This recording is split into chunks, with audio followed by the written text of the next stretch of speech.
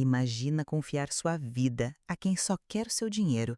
Foi o que aconteceu comigo, e eu só percebi quando já era tarde demais. Coloque os fones, se acomode e prepare-se para um dos relatos mais chocantes que você já ouviu. Inscreva-se no canal para mais histórias como essa. Compartilhe com alguém que precisa ouvir isso. Agora, vamos para a história. Meu nome é Luciana, tenho 58 anos e até pouco tempo atrás levava uma vida simples, mas digna. Trabalhei como enfermeira por mais de 30 anos, me dedicando aos outros, cuidando de pacientes, segurando mãos tremendo de medo e enxugando lágrimas de famílias desesperadas. Sempre achei que na velhice seria cuidada com o mesmo carinho que oferecia ao mundo. Mas a vida, ou melhor, as pessoas, têm maneiras cruéis de ensinar a verdade. Depois que tive um AVC leve, minha rotina mudou completamente. Meus movimentos do lado esquerdo ficaram comprometidos e precisei de ajuda para tarefas simples do dia a dia. Meu filho, Rafael, foi quem sugeriu contratar uma cuidadora. "É só para ajudar enquanto você se recupera, mãe", ele disse com aquele tom de filho preocupado. Eu confiei. Confiei como toda mãe confia num filho que viu nascer, crescer e que carregou no colo quando mais precisou. A cuidadora se chamava Vera. Era uma mulher de meia idade, calma, atenciosa, pelo menos nos primeiros dias. Me ajudava com banho, comida, me acompanhava em consultas. No início eu pensei que tinha dado sorte, mas com o tempo comecei a notar pequenas coisas. Um silêncio quando eu entrava no cômodo, um olhar atravessado, telefonemas que ela fazia sempre trancada no quarto de hóspedes. Era como se houvesse algo acontecendo ali bem debaixo do meu nariz e que eu não estava conseguindo alcançar. Um dia, já era quase hora do jantar, passei pelo corredor devagar, meus passos ainda não tinham voltado ao normal, e ouvi Vera ao telefone. Ela falava com alguém, descrevendo o meu estado. Ela já está começando a se confundir com horários, às vezes fala coisa com coisa. Acho que não vai demorar muito. Aquilo me arrepiou. Eu sabia exatamente que horas eram, sabia o que estava acontecendo, sabia que não estava confusa. Mas ouvir aquilo me deu um calafrio, porque ela não estava descrevendo o que via, ela estava montando um enredo. Eu voltei para o quarto e me sentei devagar. Não disse nada naquela noite, só fiquei em silêncio, prestando atenção. Desde aquele dia comecei a anotar tudo num caderno antigo que guardei na gaveta da cômoda. Horários, falas, atitudes estranhas. Aos poucos comecei a perceber um padrão. Vera mencionava o nome do meu filho algumas vezes nas ligações. Coisas como, "Vou falar com Rafael", ou "Ele diz que é só questão de tempo". Foi aí que a ficha caiu. Eles estavam em contato. E mais do que isso, estavam tramando algo. Meu coração doía mais que a minha perna. Eu tentei pensar com calma, ser racional. Talvez fosse exagero da minha parte, talvez fosse a cabeça cansada. Talvez. Mas não. Eu conheço meu filho. Conheço a forma como ele manipula quando quer conseguir alguma coisa. Sempre teve esse jeito persuasivo de convencer os outros com palavras doces. Quando adolescente já me preocupava, mas nunca imaginei que esse talento pudesse ser usado contra mim. Decidi que precisava me proteger. Conversei com a minha antiga amiga e colega de trabalho, Helena. Falei por videochamada, com cuidado. Disse que estava desconfiada, mas não tinha provas. Helena foi direta. "Luciana, se tem algo errado, você precisa registrar. Grava, anota, junta tudo, porque quando resolver agir, vão tentar te pintar como confusa. E mulher confusa, aos olhos da justiça, vira incapaz." Aquilo me gelou os ossos. A partir dali, tudo mudou. Comecei a esconder o celular por perto, deixava ele gravando enquanto fingia cochilar na sala. Revi cada áudio depois com calma. Em um deles, peguei Vera dizendo: "Ela já esqueceu que tomou remédio hoje de novo. Vou anotar aqui como se fosse a segunda vez." Mas eu lembrava muito bem de ter tomado. Mais um indício. Mais uma peça daquele quebra-cabeça sujo sendo colocado no lugar. Pouco tempo depois veio o primeiro susto oficial. Fui chamada para uma avaliação médica de rotina no posto de saúde. Mas quando cheguei lá, o médico, o tal do Dr. Mauro, parecia mais interessado em saber se eu lembrava a data, o nome do presidente, quanto era 7 vezes 8. Era um exame cognitivo. Não me entendi. Não era para ser um retorno clínico? Ele disfarçou, disse que era só protocolo novo, mas eu conheço aqueles testes. Já apliquei em pacientes com Alzheimer. Aquilo era uma armadilha. No mesmo dia, quando voltei para casa, Rafael apareceu. Fazia tempo que ele não vinha. Estava sorridente, com uma sacola de pão e frutas. Agiu como se estivesse tudo bem, como se fosse o filho atencioso de sempre. Mas eu já não conseguia olhar para ele do mesmo jeito. E então ele disse casualmente, como quem comenta o tempo: "Mãe, se você quiser, posso te ajudar com umas coisas do banco. Aliás, pensei que a gente podia colocar as contas em débito automático. Fica mais fácil." Meu sangue gelou. Ele estava começando. Fingi naturalidade. Forcei um sorriso e disse que ia pensar, que estava cansada, que a cabeça não estava boa aquele dia. Ele assentiu, com aquela expressão de filho prestativo. Mas eu vi o olhar dele pesar por um segundo. Foi rápido, mas eu vi. Ele percebeu que eu não mordi a isca. Naquela noite me tranquei no quarto. Não chorei, não gritei. Só fiquei em silêncio. Um silêncio profundo, pesado, como se a traição tivesse o peso de um caixão sobre o peito. Pela primeira vez, me dei conta de que meu filho estava disposto a me apagar, viva. Nos dias seguintes, Rafael passou a aparecer mais vezes. Trazia comida, perguntava se eu tinha tomado os remédios, me oferecia ajuda para organizar papéis. Era tudo muito conveniente, quase ensaiado. Vera também mudou o comportamento. Estava mais fria, mais direta. Em uma ocasião me perguntou se eu já tinha considerado nomear alguém como procurador oficial. Sabe, dona Luciana, às vezes a gente precisa de alguém para cuidar dessas burocracias, ainda mais quando a cabeça começa a falhar. Ela disse isso olhando bem nos meus olhos. Mas a cabeça dela é que parecia ter perdido o juízo. Eu continuei juntando provas. Gravei mais ligações, inclusive uma em que Rafael dizia: "A gente precisa de mais um Aldo, tá? Com 2 a gente consegue entrar com a curatela mais rápido." Ele falava como se estivesse tratando de um processo de papel, não da vida da própria mãe. Não demorou e chegou uma carta da justiça. Rafael havia entrado com um pedido de curatela. Ele dizia que eu estava em processo de deterioração mental e que ele, como filho único, precisava assumir a responsabilidade de cuidar do meu patrimônio. Quando li aquilo, minhas mãos tremiam. A petição dizia que eu apresentava lapsos de memória, confusão de horários e paranoias, que havia risco de eu me colocar em perigo e que, portanto, o pedido era por proteção. Por amor, dizia o texto, como se o amor justificasse o controle. Foi então que percebi. Eu não estava só lutando contra uma mentira. Eu estava lutando contra um sistema inteiro que facilmente colocaria a palavra de um filho acima da minha, porque eu era mulher, idosa, doente e supostamente confusa. E ali, naquele ponto, eu soube que precisava agir antes que fosse tarde demais. Conversei novamente com Helena. Ela me indicou uma advogada, Silvia, especializada em casos de curatela abusiva. Marcamos uma videoconferência. Contei tudo. As gravações, os áudios, os relatos, as atitudes suspeitas. Silvia ouviu tudo com atenção, sem interromper. No final disse: "Luciana, você está muito lúcida, mas vai precisar provar isso no tribunal. E rápido, porque se seu filho conseguir a curatela, até mesmo contratar um advogado pode ser impossível." Aquilo me deu um frio na barriga. Era como viver dentro de um pesadelo jurídico, onde cada passo podia ser interpretado como insanidade. Seguindo as orientações da Silvia, comecei a reunir documentos. Exames recentes, relatórios médicos verdadeiros, mensagens trocadas com amigos, datas corretas de consultas e provas de que eu cuidava sozinha da minha vida financeira. Também transcrevemos os áudios mais comprometedores e registramos em cartório. Fiz tudo com a ajuda de Helena, que vinha me visitar fingindo ser só uma velha amiga trazendo bolo. Mas ela era minha âncora naquele mar de traições. Foi ela quem me segurou quando recebi a notificação da audiência preliminar.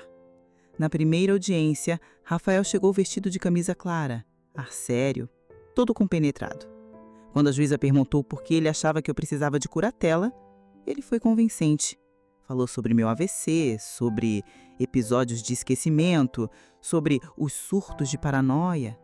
Eu fiquei calada, como Silvia tinha me orientado. Ela falaria por mim. Vera também estava lá. Confirmou tudo o que Rafael dizia, com voz mansa, quase maternal. Aparentemente tinham ensaiado.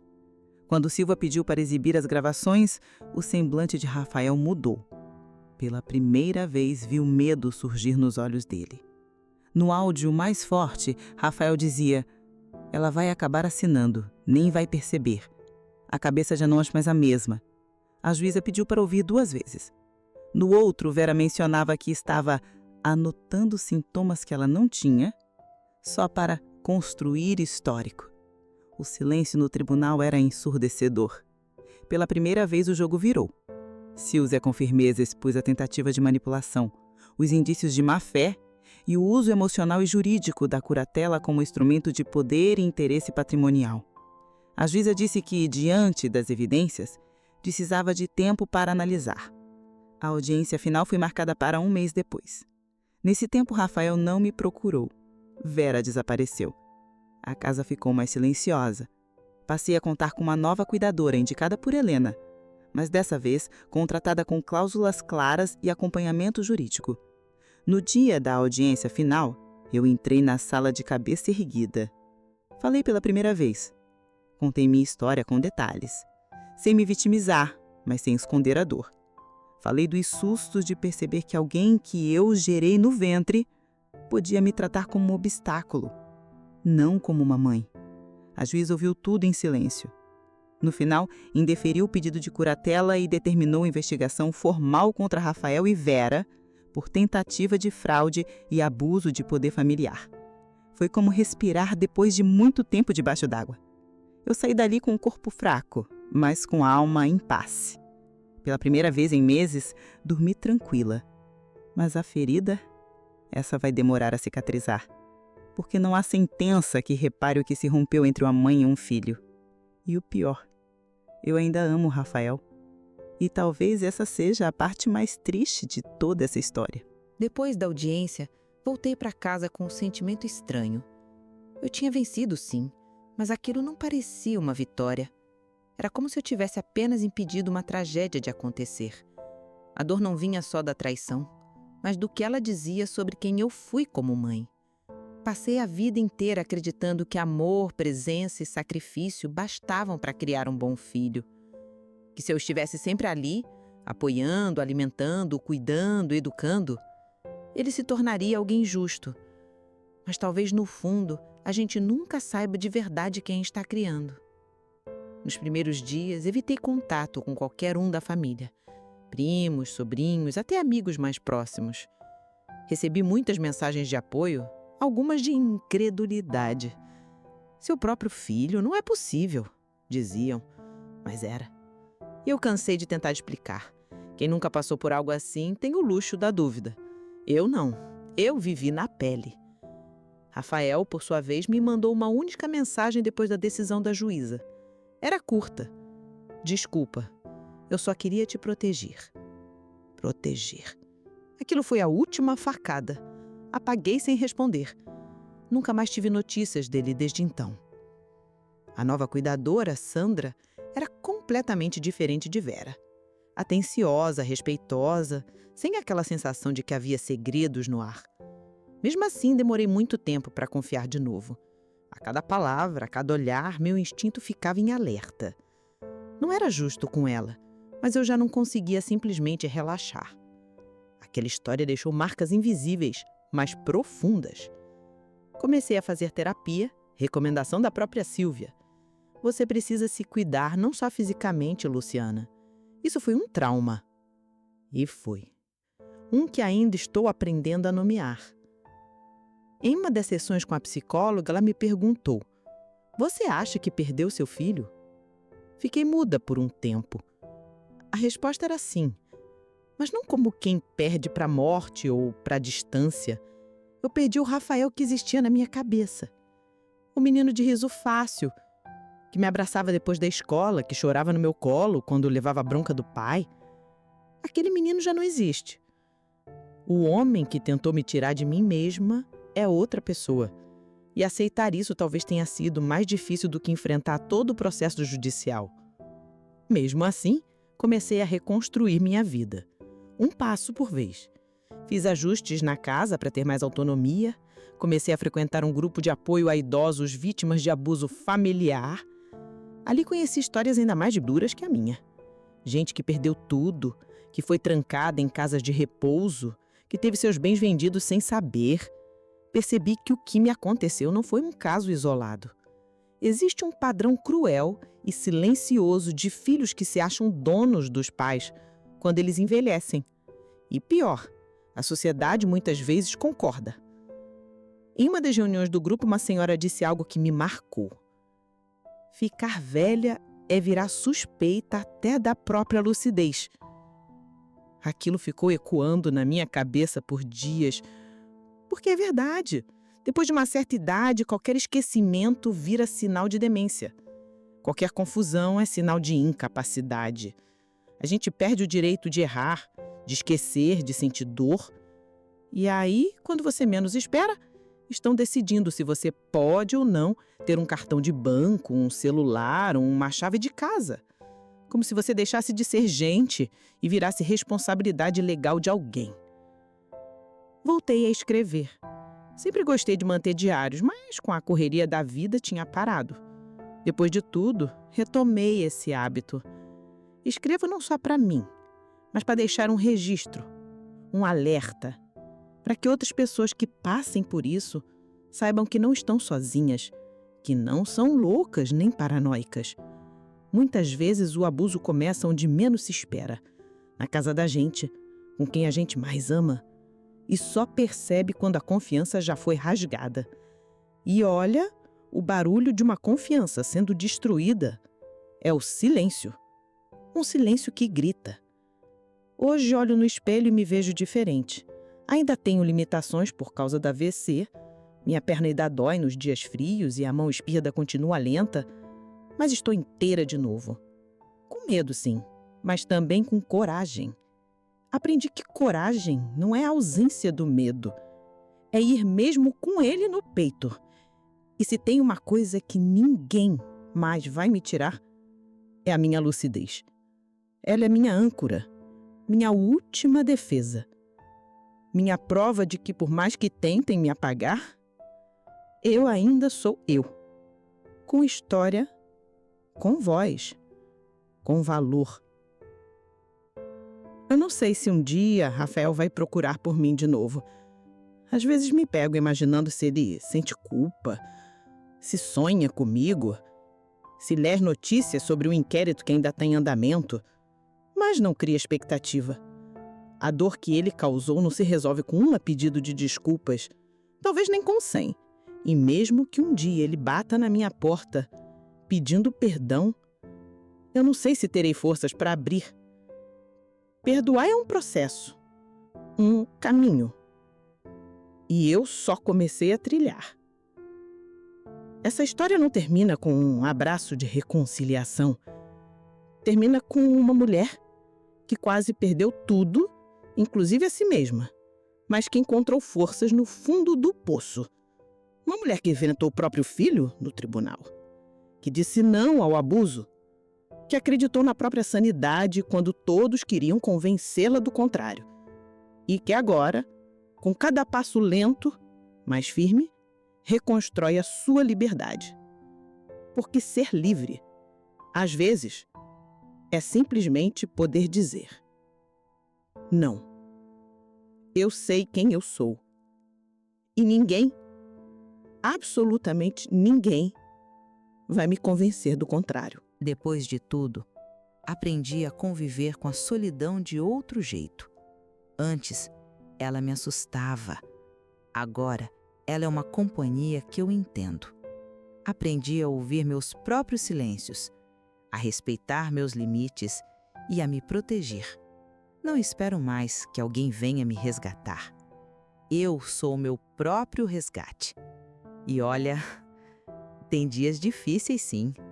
Tem manhãs em que acordo com uma angústia no peito, com vontade de voltar no tempo, de fazer tudo diferente. Mas logo respiro fundo e lembro: eu fiz o que precisava ser feito e sobrevivi. Hoje, minha rotina é simples. Acordo cedo, tomo meu café lendo notícias no celular, faço meus alongamentos com a ajuda da Sandra e, quando tenho forças, saio para caminhar um pouco. Às vezes, sento num banco da praça, olho as pessoas passando, as mães com seus filhos, os idosos caminhando devagar, e me pergunto quantos ali carregam dores invisíveis como a minha. Quantos foram traídos por quem mais amavam? A resposta, infelizmente, é mais do que gostaríamos de acreditar. Em dias mais leves, retomo pequenos prazeres. Ouvir minhas músicas antigas, regar minhas plantas, cozinhar alguma coisa especial só para mim. Esses gestos, simples para quem vê de fora, para mim são atos de resistência. De dizer: eu continuo aqui. Eu não fui vencida. Podem ter tentado apagar minha voz, deslegitimar minha mente, tomar minhas decisões, mas a minha essência ninguém levou. Ela resistiu. Mesmo quando doeu, mesmo quando sangrou. Voltei a escrever cartas também. Não para enviar, mas para limpar o coração. Já escrevi várias para o Rafael. Algumas com raiva, outras com saudade, algumas duras, outras cheias de perguntas que talvez nunca sejam respondidas. Guardo todas numa caixa no fundo do armário. Quem sabe um dia ele leia, quem sabe nunca. Mas, para mim, já cumpriram seu papel. Foram meu desabafo, meu modo de continuar sendo mãe, mesmo que só no papel. A verdade é que tem coisas que a gente não supera. A gente aprende a andar com elas, como quem aprende a caminhar depois de uma lesão. Fica a marca, fica a dor de vez em quando, mas a gente segue. Cada passo é uma vitória. Cada manhã em que acordo e lembro que ainda tenho voz é um milagre. E cada vez que conto essa história, espero que ela sirva como alerta, porque ninguém está imune. Não importa o quanto você ame, o quanto você tenha dado, o quanto tenha acreditado. Às vezes o golpe vem de dentro. Se você está ouvindo isso e se identificou, eu só quero te dizer: você não está louca, você não está exagerando.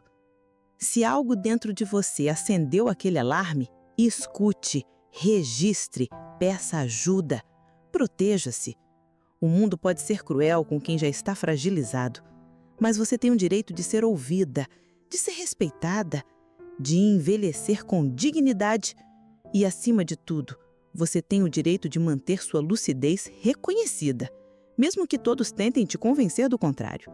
Tive medo de contar essa história. Medo do julgamento, da vergonha, da exposição. Mas o medo maior era o silêncio, porque o silêncio protege os agressores. O silêncio os fortalece. E eu me recuso a ser cúmplice da minha própria dor. Por isso, estou aqui, não para ganhar pana, mas para que outras mulheres, outras mães, outras Lucianas por aí saibam que é possível reagir, que é possível lutar, que é possível vencer, mesmo com o coração em pedaços. Hoje meu nome continua sendo Luciana, enfermeira aposentada, mãe, sobrevivente.